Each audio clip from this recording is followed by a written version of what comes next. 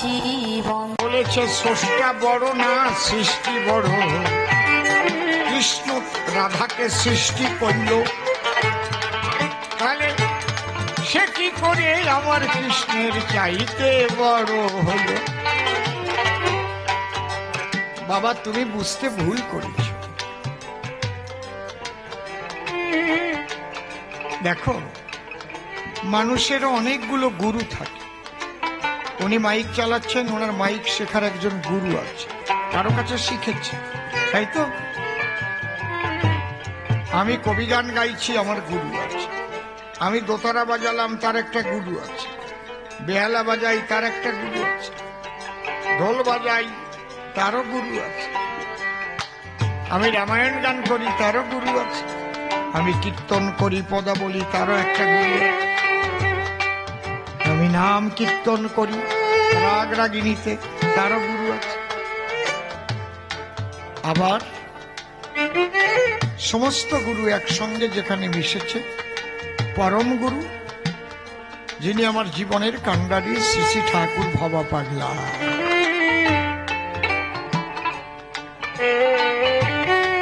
তাই লেখাপড়া শিখেছি, তারও গুরু আছে। প্রাইমারিতে পেয়েছি শিক্ষক, তিনি গুরু। হাই স্কুলে গিয়ে পেয়েছি, তিনি আছেন গুরু, তাই তো? Step by step. রাধারানী কৃষ্ণের গুরু। কিসের গুরু? শক্তির গুরু।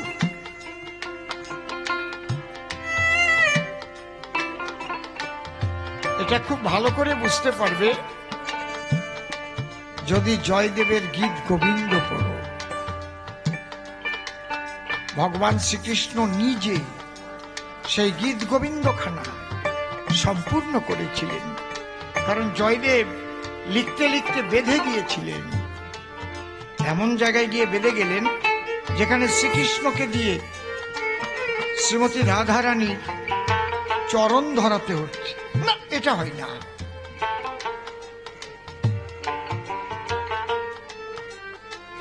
সারগরল খণ্ডনম মম শিরসিমণ্ডনম।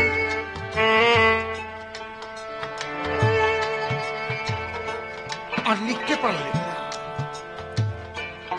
তিনি স্নান করতে অজয় নদীতে গেলেন। ভীষণ চিন্তা। ভগবান দেখলেন জয়দেব এই জায়গাটা বুঝতে পারেনি। ভগবান নিজে জয়দেবের বেশে, একদম মনে হচ্ছে স্নান করে এসেছে। পদ্মাবতীকে বললেন, পদ্মাবতী রান্না হয়েছে তো?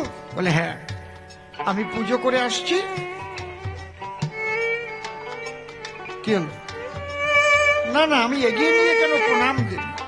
ওখানে দিন, এরকম করতে নেই। এগিয়ে নিয়ে গিয়ে প্রণাম নিতে নেই, ভাবে ওখানে দিন। আপনার ভক্তি থাকলে জায়গা মতো পৌঁছে যাবে।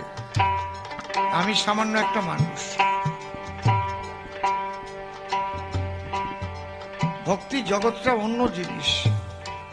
বিনা তারে টেলিগ্রাম চলে যাবে একদম। এই জন্য তার এক নাম হচ্ছে কি বলুন তো? ভাবগ্রাহী জনার্দন। সে আর কিচ্ছু গ্রহণ করে না। আপনার কি পোশাক পরে আছেন তিনি দেখেন না। খাঁটি ধর্ম কথা বললেন না, একটু অসুবিধা হবে। আপনি কি পোশাক পরেছেন এটা তিনি দেখেন না। ভোগে কি দিয়েছেন, বাতাসা না নলেন গুড়, মিষ্টি, এগুলো তিনি দেখেন না। কত বড় মন্দির আপনি তৈরি করেছেন, এগুলো তিনি দেখেন না। এগুলো একটা বহিরঙ্গীয় জাঁকজমক। আর কোনটার সঙ্গে থাকে ধর্মের মর্যাদা জড়ানো। যেমন রাম মন্দির, এটা ধর্মীয় মর্যাদা প্রতীক। কি বলছি বুঝতে পারছেন? এটা হচ্ছে সনাতনীদের মর্যাদার প্রতীক। কিন্তু আপনি যদি ভাবেন আমি বিরাট মন্দির করেছি, ভগবান ওখানে বাধা পড়ে আছে, কখনো। তিনি গ্রহণ করেন আপনার মনের ভাব।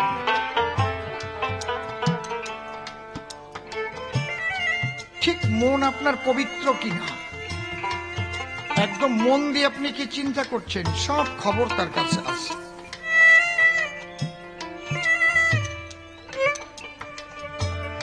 বুঝতে পারছেন কি বলছি? এই মনটাকে তৈরি করবার জন্য আমরা বিভিন্ন পোশাক পরি। যেমন কবি গানের মন তৈরি করবার জন্য আমি আলাদা পোশাক পরেছি। যখন বাইরে যাব আসর থেকে এই পোশাকটা আমার থাকবে না। পুলিশের মন তৈরি করার জন্য খাকি পোশাক। বুঝতে পেরেছেন কি বলছি? ওই যে উনিও মন তৈরি করবার জন্য নামের মালার মধ্যে হাত, মনকে ওখানে ঢুকিয়ে রাখছে। যেদিন মন সোজা হয়ে যাবে না, নামের মালার দরকারই হবে না, মনে মনে জপ হতে থাকবে, হরি বল হরি বল। মালা কোথায় পড়ে থাকবে? ও বদি ওনার থাকবে না। এই জন্য তুলসীদাস বলেছে, মালা জপে শালা। শালা মানে আশ্রয়। প্রথম গুরুর আশ্রয় গেলে নামের মালা দেয়। শালা মানে বউয়ের বউ শালা না, বউয়ের ভাই শালা না। যেমন গোশালা, রন্ধনশালা, পাঠশালা, আর করে জপে ভাই, মনে মনে জপে उसको বলিহারে যাই।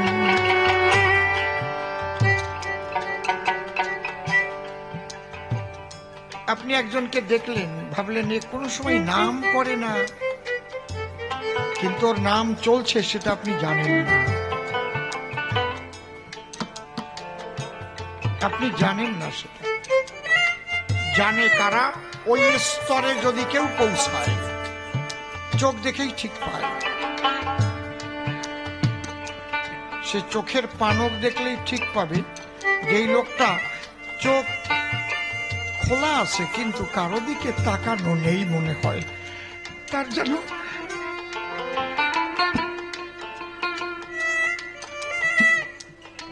কোন অজানা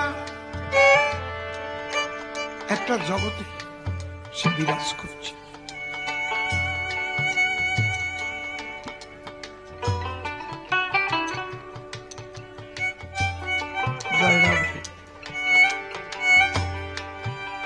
এই জন্যে শ্রী ঠাকুর ভবা পাগলা একটা গান লিখেছেন, যদি মনকে সাধু করতে পারো ধরো সাধুর বেশ, নইলে দেখার মতো দেখছেন তিনি ধরবে মাথার কেশ। সাধু নয় রে মুখের কথা, সবাই যার চরণে নোয়ায় মাথা, নেমে আসে সব দেবতা ছেড়ে স্বর্গদেশ।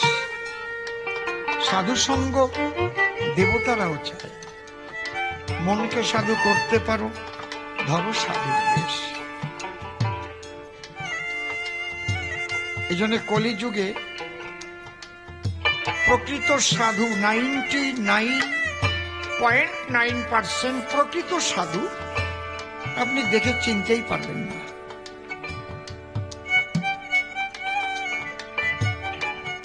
সে এমন ভাবে চলছে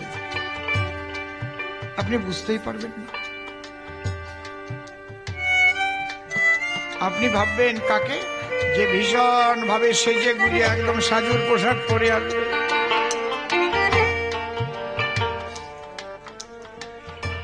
যাজ্ঞে জয়দেব ওদিকে অজয় নদীর কূলে, আর এদিক কৃষ্ণ নীল দলে জয়দেবের বেশ ধরে এসে মন্দিরে গিয়ে ওই গ্রন্থ খুলে অসম্পূর্ণ শ্লোকটি সম্পূর্ণ করলেন। সরগরল খণ্ডনম মম শিরসি মুন্ডনম দেহি পদ পল্লবম মুদারম শ্রীরাধে।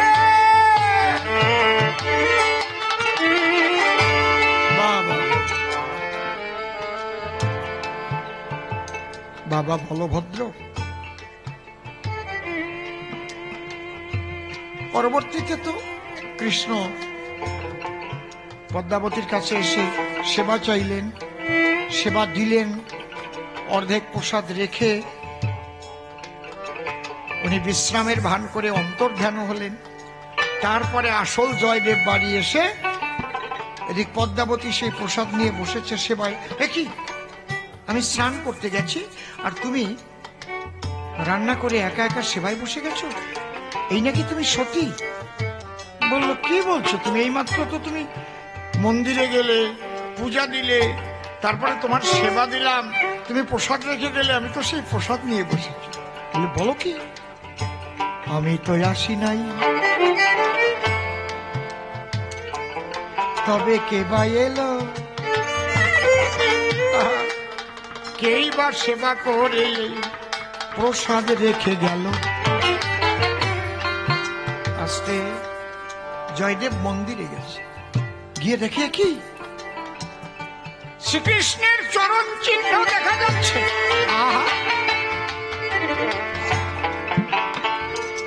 পুষ্প বৃষ্টি হয়েছে। গ্রন্থ খুলে দেখছে যে শ্লোক সে সম্পূর্ণ করতে পারেনি। স্বয়ং ভগবান নিজের হাতে শ্রীমতী রাধা রানীর চরণে হাত দিয়েছে।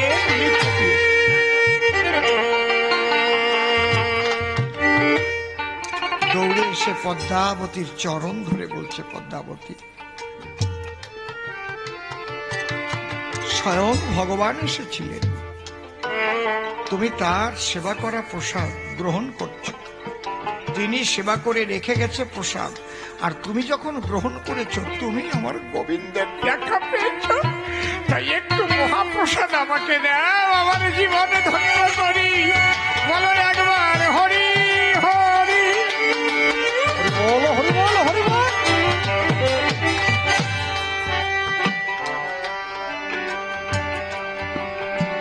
বাবা বলভদ্র, শ্রীকৃষ্ণের প্রেমের গুরু হচ্ছেন শ্রীমতী রাধা রানী। রাধা ভাবে নিয়ে ভজন যদি কেহ করে, পরিপূর্ণ কৃষ্ণ প্রাপ্তি হয় তার চরাচর। শান্ত দাস্য সখ্য বাৎসল্য ওরে মধুর পঞ্চরস, সেই কথা বলছি আমি সভ্য সভাপাশ। রাধারানী পঞ্চরস একাধারে রাধার আধারে বিরাজ করে।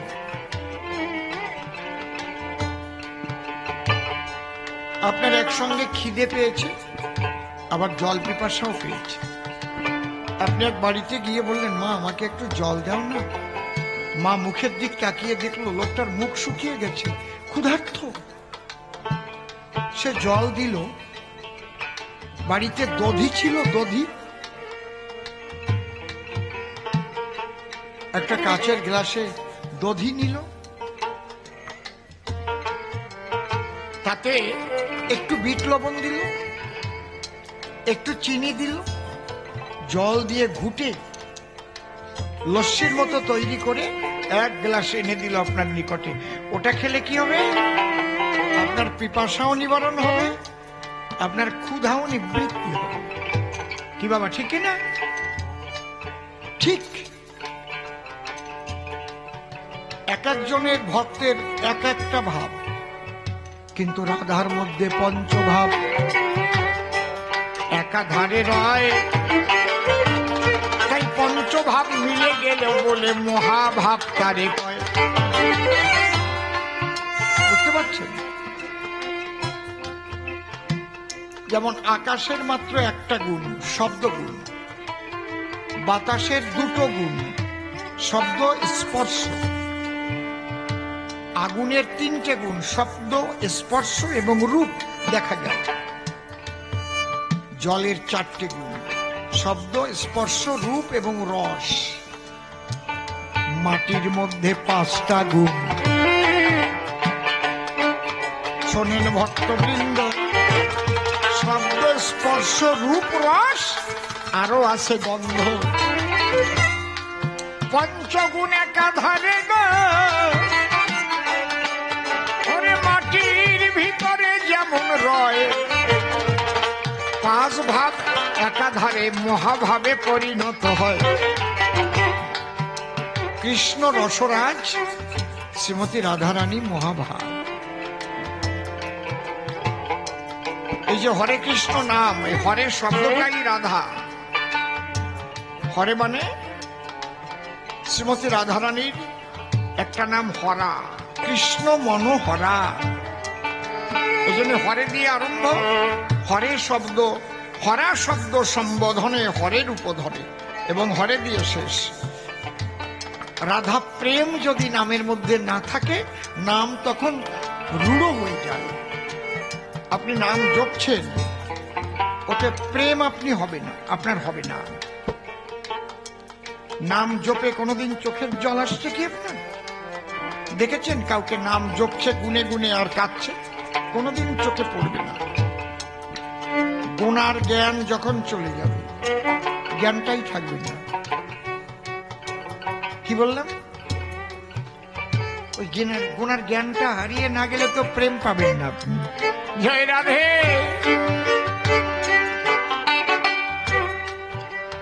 কিন্তু গোনা ছাড়বেন না।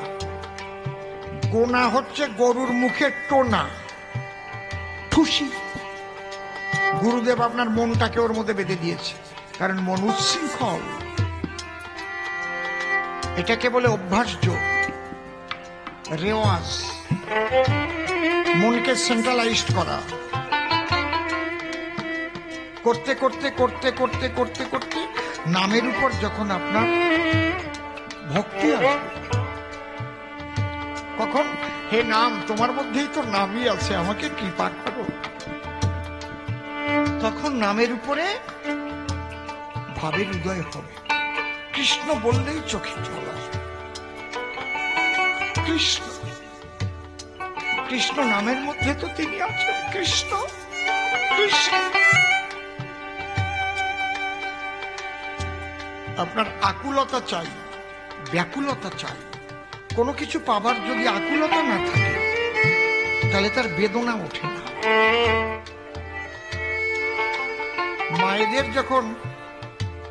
মায়েরা যখন সন্তান সম্ভবা হয়, মাস দিন পূর্ণ হয়ে যায়, তখন দেখবেন প্রসব বেদনা ওঠে। প্রসব ব্যথা না উঠলে প্রসব হয় না। ঠিক ওই রকম ব্যথা উঠবে, তবে তো নাম থেকে নামই প্রসব হবে। সেই ব্যথাটাই হচ্ছে শ্রীমতী রাধারানীর প্রেম। জয় রাধে, জয় রাধে।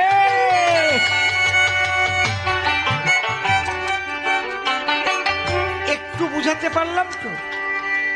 ওই ব্যথাটা হচ্ছে রাধারানী, সেই প্রেম।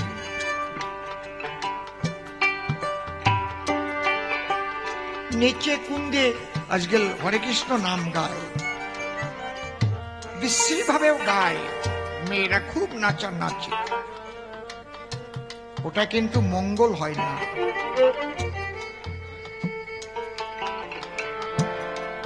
নাম গেয়ে যদি নাম করে নিজের চোখে জল না আসে, সব সময় তো হবে না। যারা ভক্ত আসবে তারা দুটোটা চোখের জল না ফেলে, ওই হরিবাসরে কোনো কাজ হয় না, টাকা খরচাই হয়।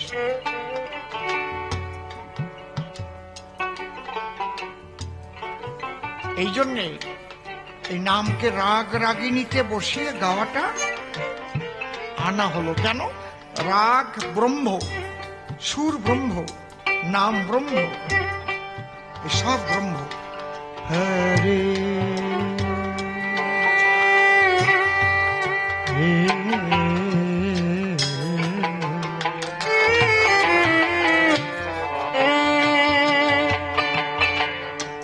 কৃষ্ণ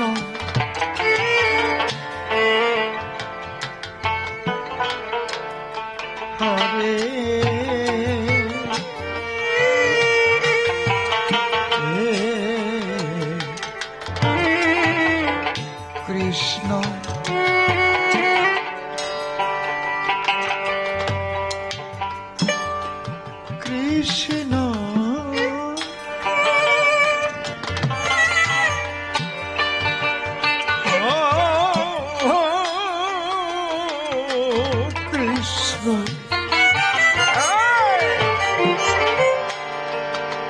না।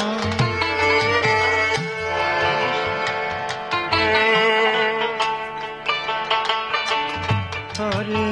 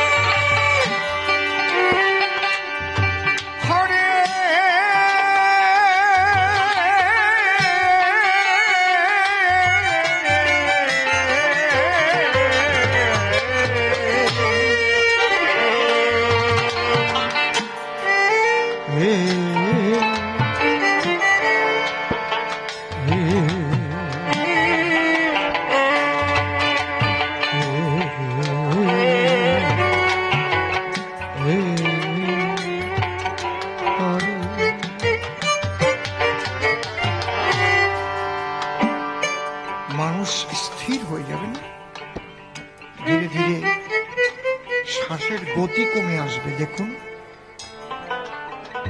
যে ঘন ঘন শ্বাস প্রশ্বাস ছিল কমে গেছে না, আস্তে আস্তে শ্বাস বইছে। দেখুন, লক্ষ্য করো।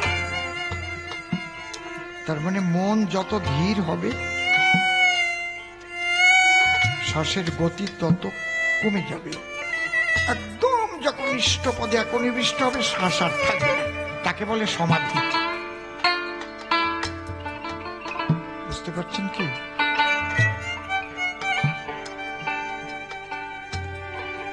এই যে ঈশ্বরের জন্য বিরহ, আকুতি, ব্যথা, বেদনা, চোখের জল দিয়ে তাকে ডাকা, সর্বস্ব হারিয়ে, জাত, কুলো, মান। শ্রীমতী রাধারানীকে কি গালাগালি করতো জানেন? সেই সময় বৃন্দাবনে যাচ্ছে তাই গালাগালি করত। বেবিচারী, কুলটা।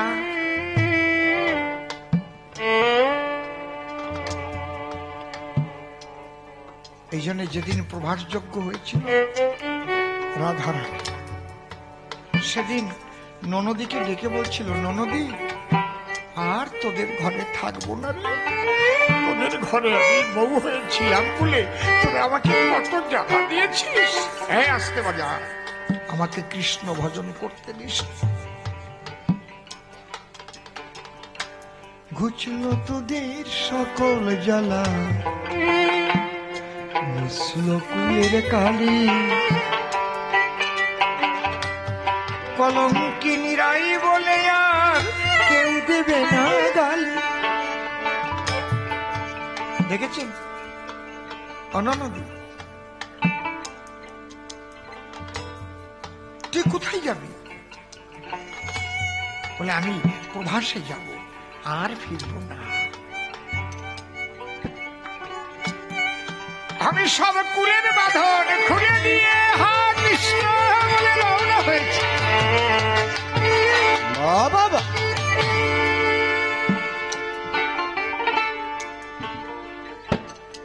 সামান্য আমি অসীম সরকার তার কাছে ছোট হয়ে যাই। কখন? যখন গিয়ে দেখি এই কি সেবার ব্যবস্থা,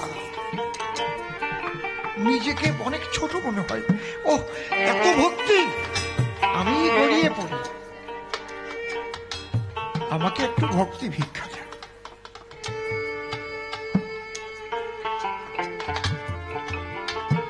যেন আমার গুরুর প্রতি আমার এমন ভক্তি হয়।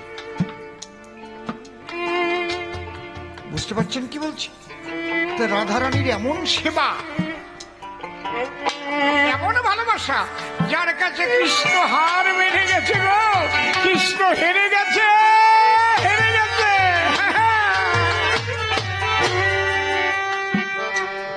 বুঝতে পেরেছেন? কৃষ্ণ অনেক নারীদের কাছে গেছে, কিন্তু রাধা রানী তার যে চেহারা, সে যদি ইচ্ছা করত ওইরকম লক্ষ লক্ষ কৃষ্ণকে নাকে দড়ি দিয়ে ঘুরাতে পারত। কি পারত না? যদি ভাবতো তুমি বিরজার কুঞ্জে যাচ্ছ, দেখি আমি কোথাও যেতে পারি কিনা। কিন্তু কৃষ্ণ চরণ থেকে এক বিন্দু মন রাধারানী অন্য কোথাও নেয়নি, এখানেই কৃষ্ণ হেরে গেছে। বুঝতে পারছেন?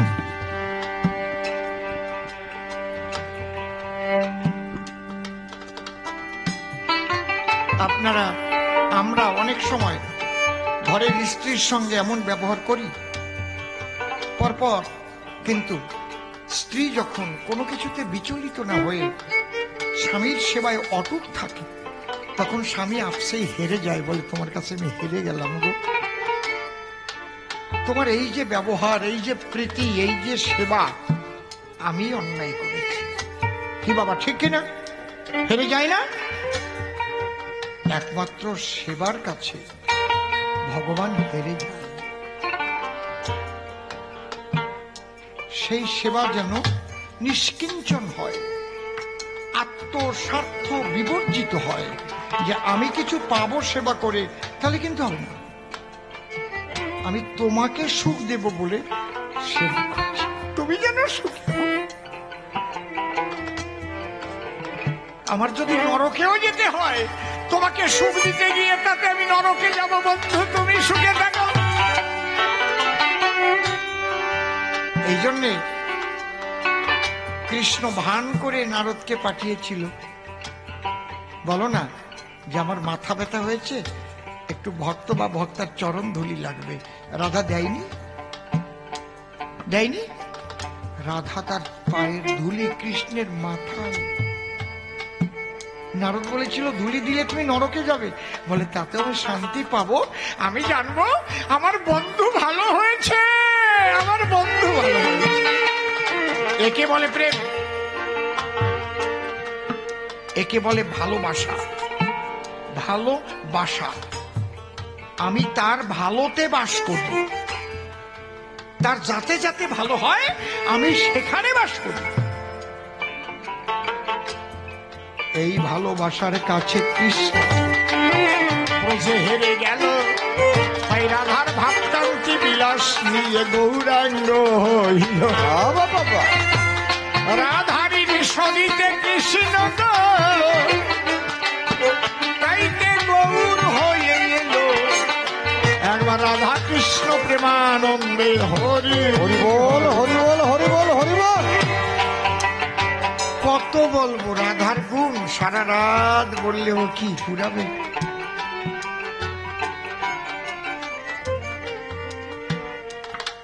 ও কি বললো? আরে কৃষ্ণের একটা চোখ দেখে রাধারানীর নয়ন আর ফেরে না, এই তো কথা, এই তো কথা। খালি রাধার দৃষ্টি কি সূক্ষ্ম দৃষ্টি।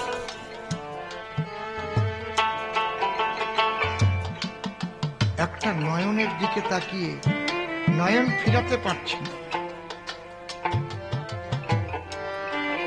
একটু ভাবো, শুয়ে শুয়ে ভাবো। আর সাধারণ মানুষ তো ভাবো যে তার সর্বাঙ্গে কবে পাবো। এই তো তোমাদের জীবের প্রেমের দ্বারা। ওই প্রেম না, ওটা কামের দ্বারা যায় মারা। কি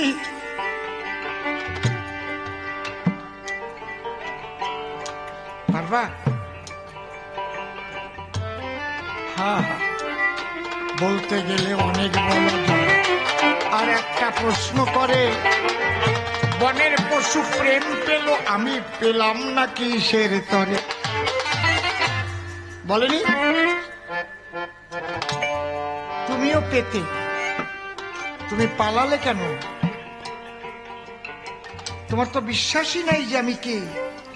যদি আমাকে তুমি বিশ্বাস করতে, তাহলে ভাবতে আমি মহাপ্রভুকে জড়িয়ে ধরবো, মরি তো একসঙ্গে মরবো।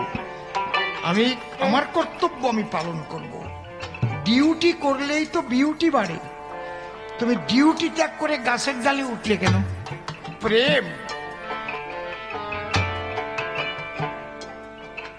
তুমি তো ডিউটি করোনি, তুমি তোমাকে রক্ষা করতে এসেছো। তাহলে তোমার কাজ ছিল কি? আমাকে জড়িয়ে ধরা, ঠিক না? পাবে কেন প্রেম বলো? এক রাজামশাই নাইট গার্ড,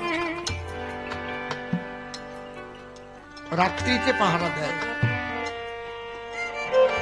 পরের দিন রাজামশাই একটা জায়গায় যাবেন, যে যানবাহনে যাবেন ঠিক হয়েছে।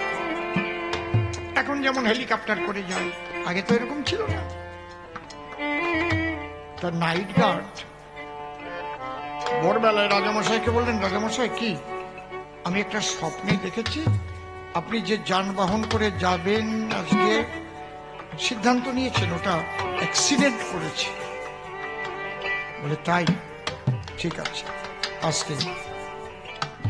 রাজামশাই যানবাহনটা পরিবর্তন করলেন, কিন্তু খবর নিলেন।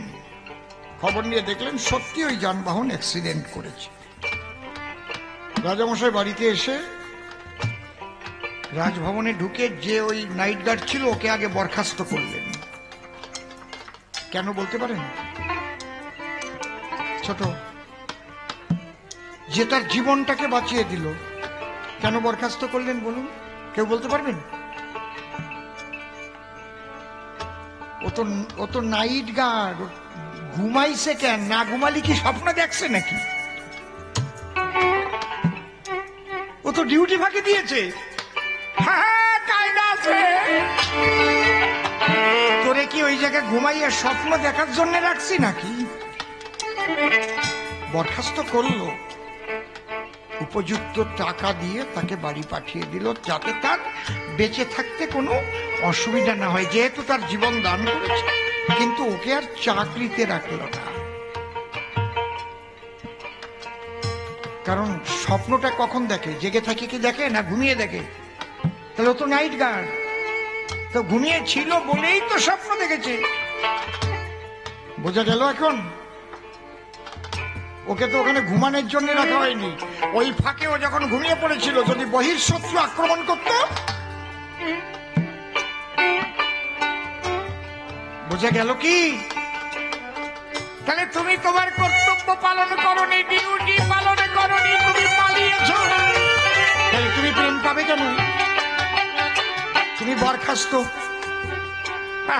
কায়দা আছে।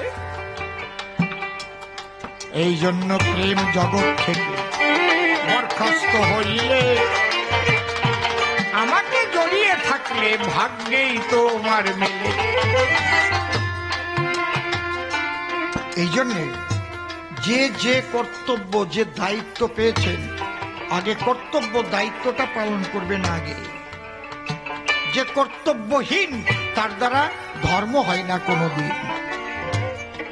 আমার মা বাবার প্রতি কি কর্তব্য, এটা পালন করতে হবে। সন্তানের মা বাবার প্রতি কি কর্তব্য, মা বাবার সন্তানের প্রতি কি কর্তব্য। আমার পারিপার্শ্বিক যাদের নিয়ে বসবাস করি, আমার বিপদে আপদে যারা আমার পাশে দাঁড়ায়, তাদের প্রতি আমার কর্তব্য আছে। আমি যে পাড়ায়, যে গ্রামে বাস করি, আমার প্রচুর টাকা আছে, কিন্তু কেউ না খেয়ে আছে, আমার কর্তব্য তার মুখে খাদ্য তুলে দেওয়া। যদি আমার দেবার মতো সাধ্য থাকে, এই কর্তব্য পালন যারা করতে পারে না তার দ্বারা সাধন ভজন হয়। শ্রী ঠাকুর ভবা পাগলার কাছে একবার ক্যালকাটা ইউনিভার্সিটির প্রাক্তন পরীক্ষা নিয়ামক প্রয়াত গোপাল বন্দ্যোপাধ্যায় উনি গিয়ে বলছে, আচ্ছা পাগল একটা কথা বলি, কি তুমি একটা গান লিখলে, বাঁশি বাজে রে এখনো সেই বৃন্দাবনে, বাঁশি বাজে রে এখনো সেই বৃন্দাবনে, বাঁশি বাজে রে এখনো সেই বৃন্দাবনে, বাঁশি বাজে রে। শ্যামের বাঁশি শুনে বনে বনে ময়ূর নাচে রে, বাঁশি বাজে রে এখনো সেই বৃন্দাবনে, বাঁশি বাজে রে এখনো সেই বৃন্দাবনে, বাঁশি বাজে রে। এখনো সেই ব্রজবালা গাছে বন ফুলমালা, এখনো সেই বাঁশি শুনে হয় বলা, এখনো সেই ব্রজবালা বাঁশি শুনে আয়ুকলা, তারা গাছে বন ফুলমালা, গাছে বন ফুলমালা বন মাঝে রে, বাঁশি বাজে রে এখনো সেই বৃন্দাবনে, বাঁশি বাজে রে এখনো সেই বৃন্দাবনে, বাঁশি বাজে রে। এখনো সেই রাধা রানী বাঁশি শুনে পাগলিনী, এখনো সেই রাধারানী বাঁশি শুনে পাগলিনী, অষ্ট সখী শিরোমণি, অষ্ট সখী শিরোমণি নব সাজে রে, বাঁশি বাজে রে এখনো সেই বৃন্দাবনে, বাঁশি বাজে রে এখনো সেই বৃন্দাবনে, বাঁশি বাজে রে। এখনো সেই যমুনা যমুনা যমুনা যমুনা যমুনা,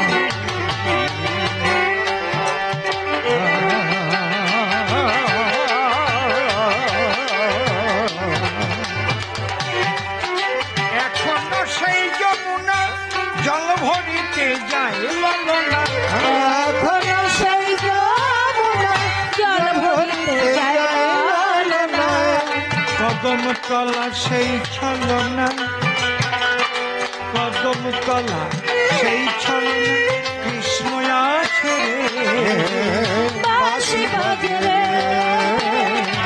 এখনো সেই বৃন্দাবনে, বাঁশি বাজে রে এখনো সেই বৃন্দাবনে, বাঁশি বাজে রে। এখনো সেই গাভীগুলি প্রচারণে ছড়ায় ধুলি, এখনো সেই গাভীগুলি গোচরণে ছড়ায় ধুলি, আছে সখা সনে কোলাকুলি, সখা সনে কোলাকুলি রাখাল রাজে রে, বাঁশি বাজে রে এখনো সেই বৃন্দাবনে, বাঁশি বাজে রে এখনো সেই বৃন্দাবনে, বাঁশি বাজে রে। আমার আশা ছিল, আশা ছিল মনে মনে মনে, যাব মধুর বৃন্দাবনে, আশা ছিল মনে যাব মধুর বৃন্দাবনে, ঠাকুর ভবা পাগলা রয়ে বাঁধনে, ঠাকুর ভবা পাগলা, ভবা পাগলা, ভবা পাগলা। ঠাকুর ভবা পাগলা রয় বাঁধনে মায়ের কাছে রে, বাঁশি বাজে রে এখনো সেই বৃন্দাবনে, বাঁশি বাজে রে এখনো সেই বৃন্দাবনে বাঁশি বাজে রে। আচ্ছা পাগল, তুমি যে গান লিখলে, আমি তো একাধিকবার বৃন্দাবনে গেলাম, কই আমি তো বাঁশি শুনতে পেলাম না। পাগল বললেন, বাবা গোপাল, তুমি তো কলকাতার অধিবাসী, তোমাদের আশেপাশে বস্তি আছে? হ্যাঁ আছে, ছোট। ওই বস্তির মানুষ যখন কর্মশূন্য হয়ে পড়ে, প্রবল বাড়ি বর্ষণ হয়, না হয় অন্য কোনো কারণে, তখন ওদের বাচ্চাগুলো খেতে পায় না, কান্না করে। কোনোদিন শুনেছ, তাদের কাছে গেছ? বলে না পাগল, আমি সময় পাই না। বলছে তাহলে তোমার দ্বারা কৃষ্ণের বাঁশি শোনা হবে না। যে মানুষটি তার পাশে বসবাস করে, নিরন্ন মানুষের কাতর আর্তনাদ শুনে তার মুখে এক মুঠো অন্ন তুলে দিতে না পারে, তার দ্বারা কৃষ্ণের বাঁশি শোনা সম্ভব নয় বাবা। আগে যাও, মানুষের দুঃখ ঘুচাও, নিরন্ন মানুষের মুখে এক মুঠ অন্ন তুলে দাও।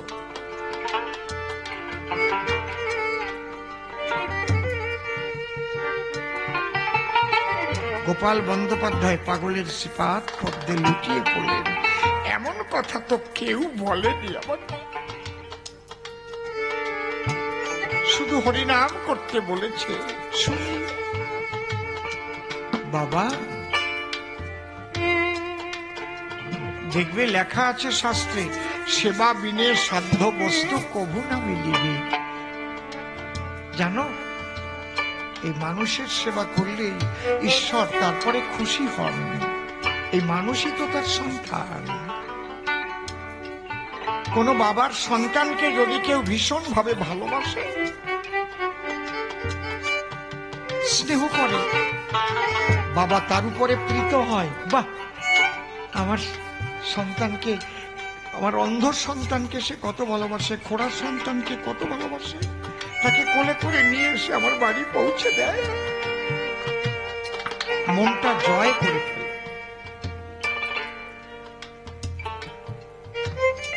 তাই আমরা সেই ধর্ম যেন না করি যে ধর্মের দ্বারায় মানুষের সেবা বাদ দিয়ে শুধু বলি হরি হরি হরিবল। যাক, অনেক রাত্রি হয়ে গেছে, দেখিবারে পাই 3 ঘন্টা লাগবে যেতে, বলি সবার ঠাই।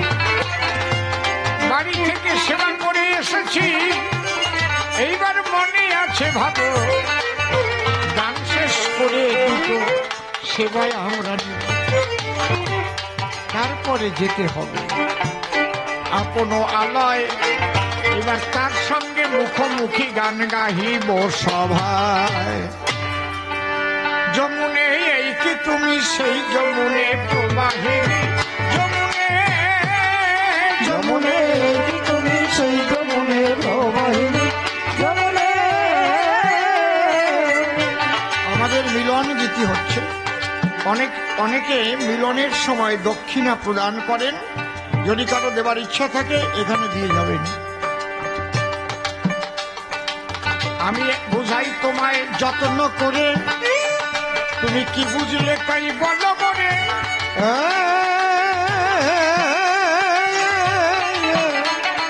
আমি আশা করি বুঝিয়াছ, যা বুঝালামে আসরে। বলো হরে কৃষ্ণ হরে হরে, মায়েরা দেউল ধ্বনি। যমুনে কি তুমি সেই যমুনে প্রবাহিনী, তোমার কথা কথাই বুঝলাম এবে রাধা প্রেমী শ্রেষ্ঠ হবে ওই প্রেম বলভদ্রের কেমনেতে জেগে যাবে